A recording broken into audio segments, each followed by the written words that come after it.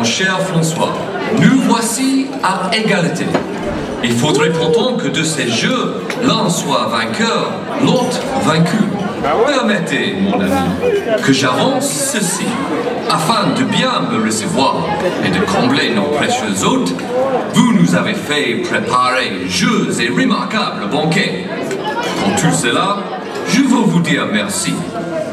Mais cette cérémonie n'a de sens que si l'Angleterre ou la France obtient sur l'autre la victoire et cueille les lauriers de la gloire.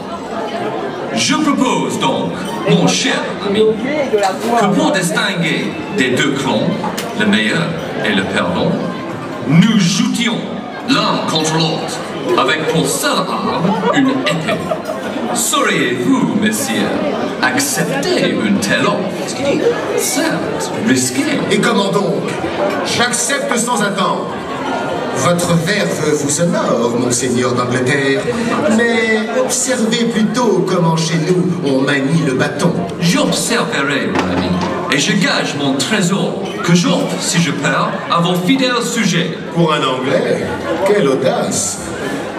Je réponds au défi par la même promesse. Si, dans ce court moment qui va nous opposer, je perds ou l'équilibre, ou pire, mon épée, si celle-ci préfère aux brimades guerrières quitter ma main trop preste, voltiger dans les airs, chers amis d'Angleterre, vous aurez la jouissance de ce coffre contenant des écus de la France. Si, dois-je en conclure qu'il me revient dès lors d'arbitrer quelle gageure, sa perte ou votre Oui, quel beau pari, n'est-ce pas? Dans ta vie, mon larron, bien rares te seront les occasions d'être juge d'un tel fait. Deux rois qui se combattent face à face, seul à seul. Voilà bien la chimère de moult troubadours qui, s'ils ne l'ont pas vu, l'ont tellement rêvé qu'ils croient en la narrant que ça vient d'arriver, qu'ils en sont les témoins et que c'est advenu sous leurs yeux, sous leur nez. Laisse donc, te dis-je, et arbitre plutôt qui de nous deux est le bateau.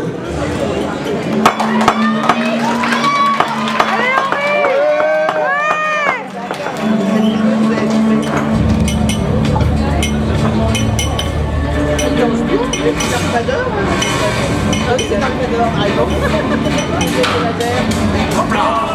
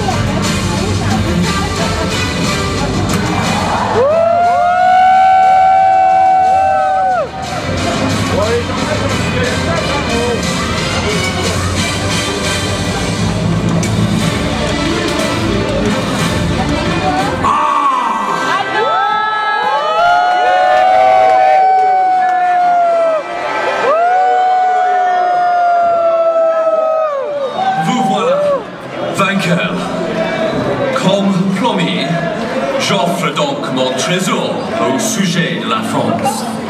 Mais puisqu'ils sont d'abord mes hôtes, permettez que je me joigne à votre bonté.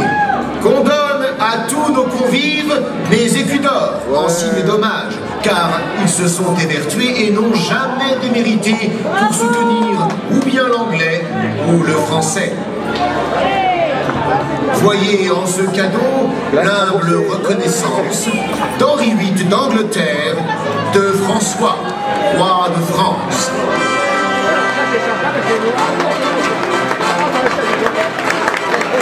Et permettez, mon roi, que nous portions un toast, comme disent les Anglais, pour saluer nos hôtes. Que chacun lève son verre en se mettant debout et reprenne après moi chacun de ses hommages à l'Angleterre amie, à la France surtout, à celui bienveillant qui nous a accueillis sous sa tente, sous son toit, dans ce camp du drap d'or et qui a bien voulu nous combler de son or. Je voudrais, en votre nom à tous, remercier en lui dédiant ce toast le roi François Ier.